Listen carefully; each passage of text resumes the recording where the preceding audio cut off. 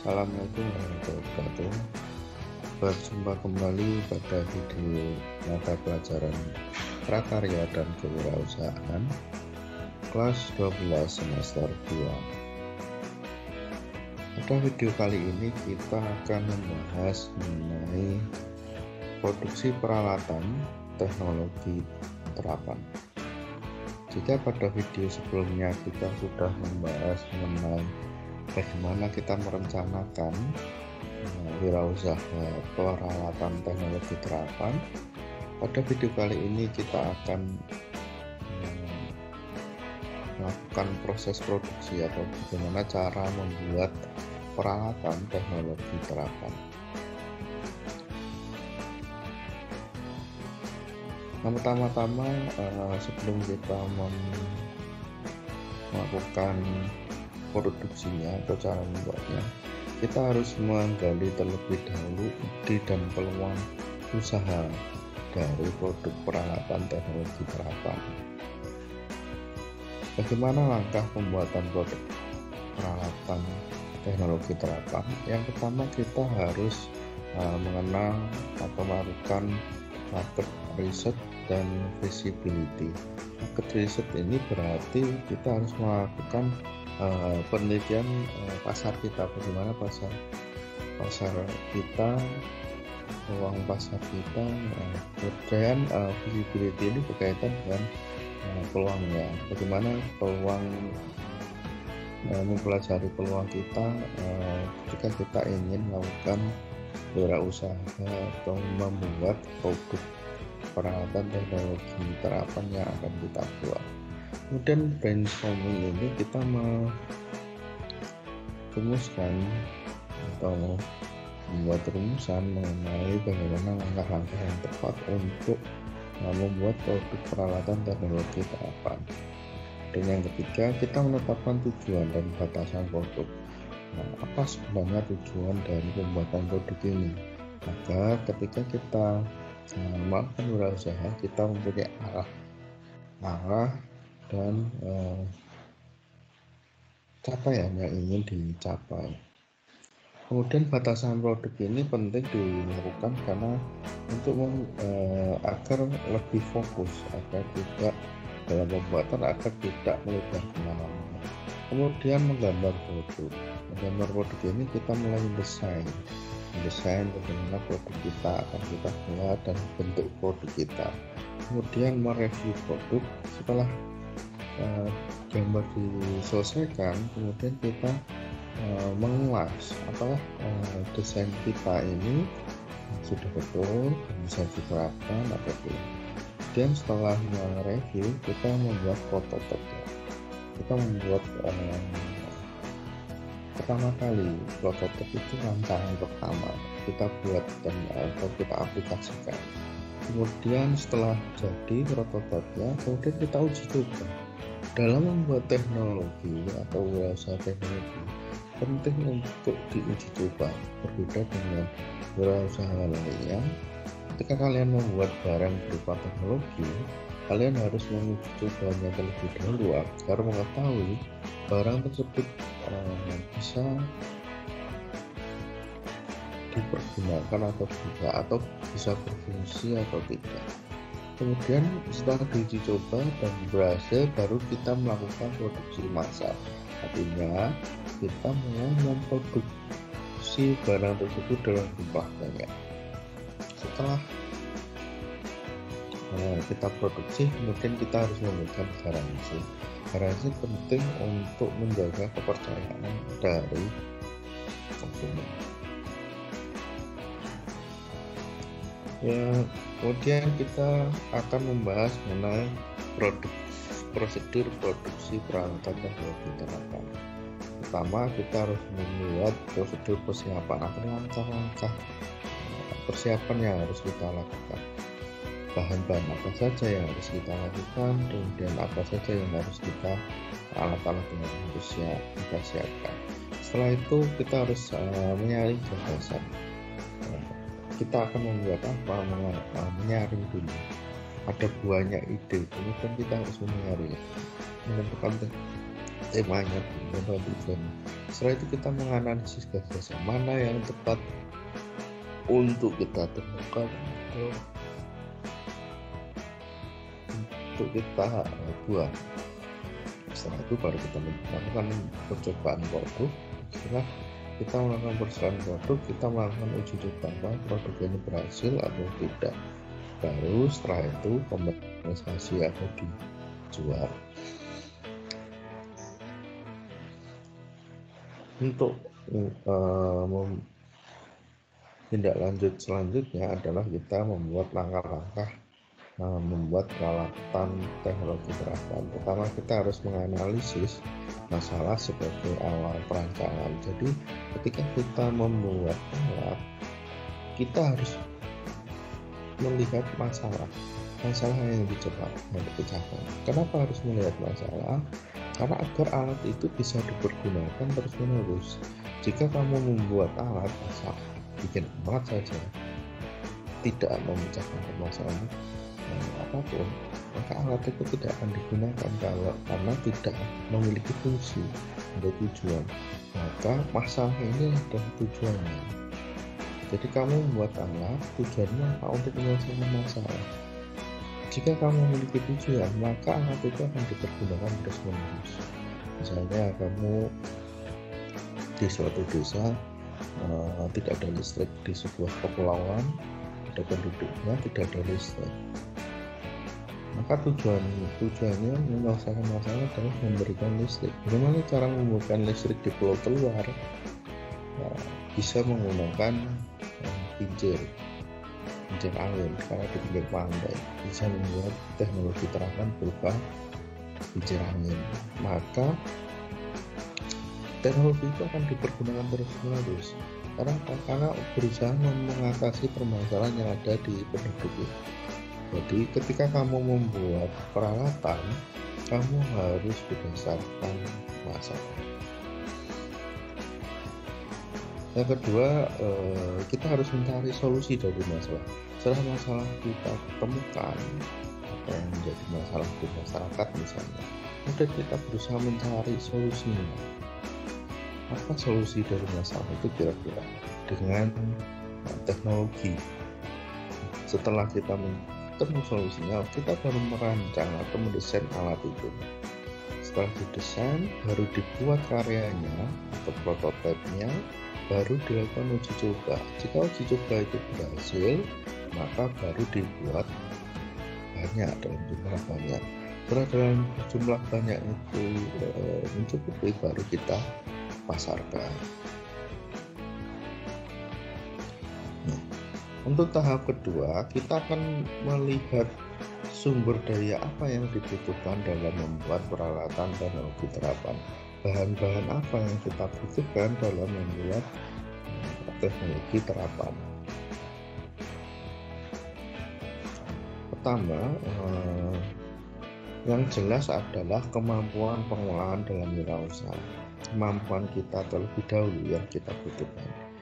Kemampuan apa? Yaitu menetapkan arah usaha dan organisasi, kemudian perencanaan strategis, fokus pada pelanggan atau konsumen, kemudian pengalihan sistem kerja dan pembelajaran organisasi, kemudian pengelolaan sistem ketenaga kerjaan, kemudian fokus pada proses dan mengukur berbagai proses, dan yang terakhir adalah mengukur dan memperbaiki kinerja dan hasil usaha. Nah, ini penting dilakukan karena ketika kamu memulai wirausaha, kamu harus memiliki jiwa leadership yang bagus, sistem manajemen kerja yang baik, agar usaha kamu bisa berjalan dengan lancar.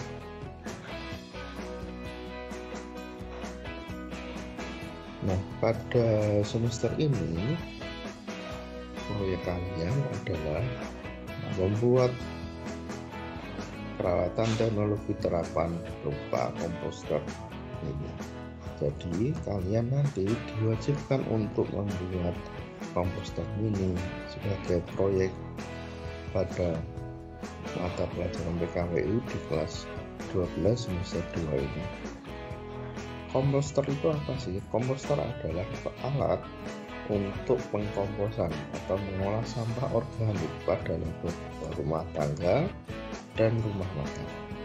Komposter menjadi media terjadinya proses penguraian atau dekomposisi material organik secara cepat dan higienis dengan proses kontinu dan dapat ditambah setiap saat timbul sampah organik. Hasil olahan sampah berupa kompos padat dan air melalui saluran dan pintu yang telah ditentukan. Jadi bentuknya komposter itu seperti ini, seperti penampungan. Kemudian nanti sampahnya dimasukkan ke sini.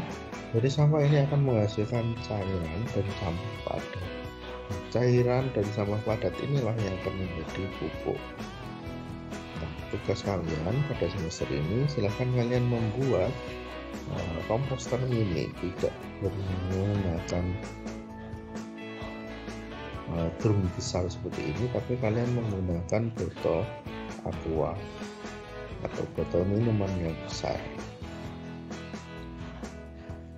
Kemudian untuk peralatan dalam pembuatan komposter ini yang dibutuhkan antara lain tangki penampungan, meja, pipa berlubang, penyambung L, pipa PVC, penyambung T, dan penutup tangki. Jika ini adalah membuat komposter besar. Untuk komposter mini bisa kalian lihat dalam video di tugas project yang ada di e-learning. Nah, untuk komposter secara umum itu menggunakan drum, kemudian pipa yang berlubang, kemudian T, penyambung T, kemudian pijakan kaki, kemudian pipa PVC, penutup tangki, penyambung L. Nah, ini adalah beberapa komponen yang dibutuhkan dalam membuat komposter. Jadi ini ada penutup, kemudian ada pembuatan metan, kemudian ada penyekat antara pupuk padat dengan pupuk cair, kemudian ini sampah organiknya, ini penyangganya, kemudian ini ruang untuk pupuk cair, ini ventilasi udara. Kenapa harus ventilasi udara? Karena ini bersifat panas. Jadi sampah yang diam itu bisa bersifat panas, jadi harus dikasih lubang udara. Kemudian ada selang kontrol. Selang kontrol ini untuk mengeluarkan pupuk cair, kemudian ini hasil pupuk.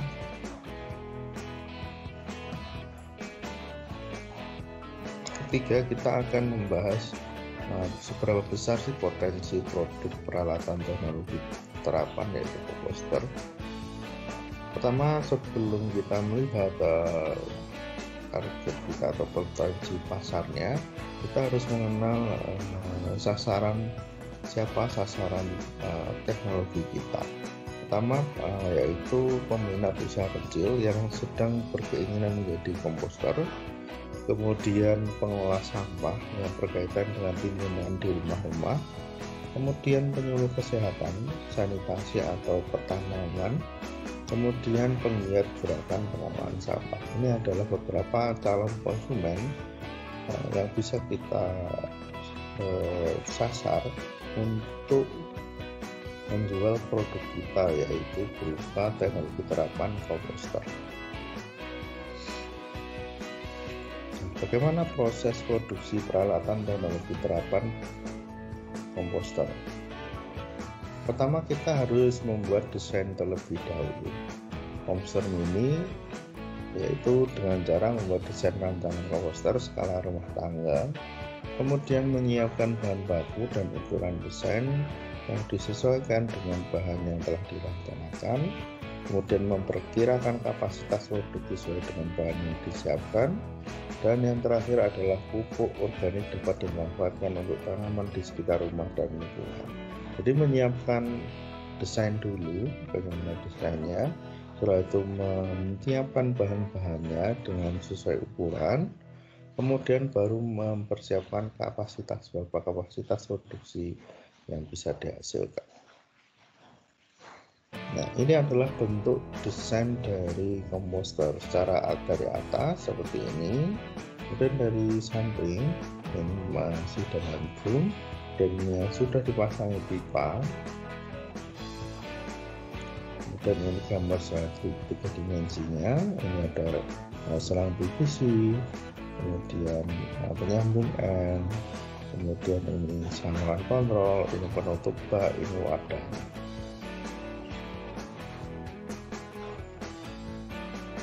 Nah, bahan-bahan apa saja yang digunakan? Pertama adalah tangki penampungan, penutup tangki, dudukan tempat saringan, kemudian pipa PVC, elbow PVC, kemudian cabang T, kemudian lem PVC. Ini saja untuk melakukan. Nah, untuk alat-alat apa saja yang digunakan untuk membuat komposter? Pertama adalah gaji, kemudian pensil, meteran, dan bor listrik.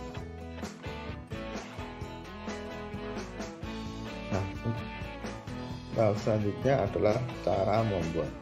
Pertama kita harus menyiapkan peralatan bahan yang akan digunakan. Kemudian kita terlebih dahulu membuat lubang pada pipa PVC dengan bor listrik. Setelah itu kita baru menyambungkan antar pipa yang telah dilubangi. Setelah sambungan dipasang, baru menembus sampai tangki atau membuat lubang pada tangki. Setelah itu baru kita menutup pasangan, menutup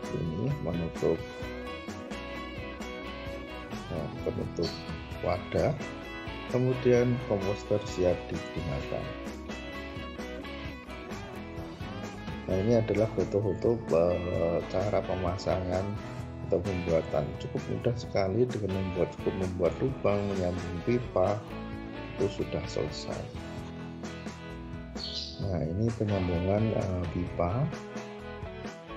Ini memasukkan pipa di lubang. Nah, ini penutupan tangki. Nah, bagaimana cara menggunakan produk komposter mini?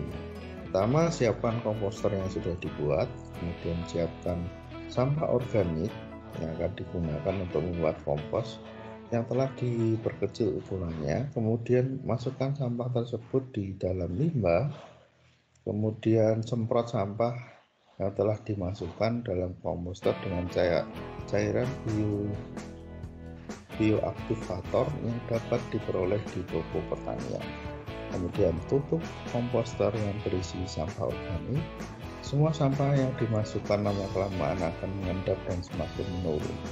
Perhatikan sampah setelah 1 minggu dan dapat menghasilkan air lidi. Air lidi dapat dimanfaatkan menjadi pupuk cair. Setelah 1 bulan, komposter siap digunakan untuk pupuk. Komposter juga dapat dikemas untuk dipasarkan. Pengemasan produk komposter mini. Komposter mini itu bisa dibuat dengan semenarik mungkin dengan ciri khas tertentu. Kemudian di dalam pengemasan harus memuat informasi yang jelas dan jujur.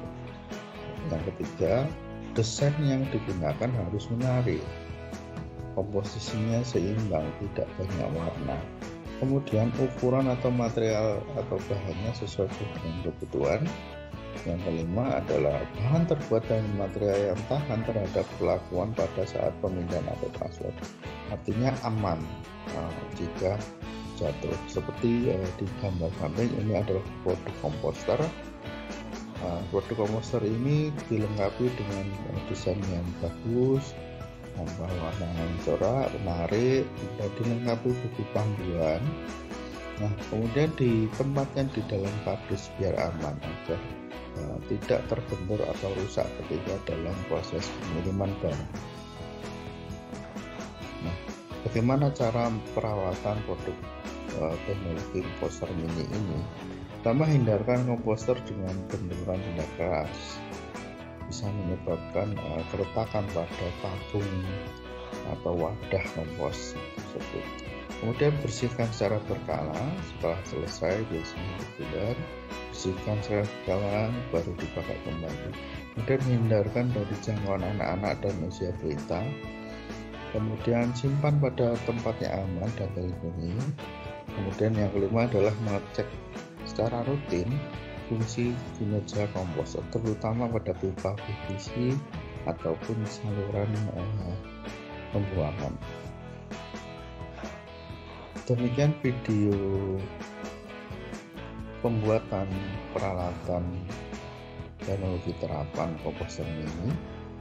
Terima kasih telah memperhatikan video ini. Apabila ada kekurangan saya mohon maaf. Assalamualaikum warahmatullahi wabarakatuh.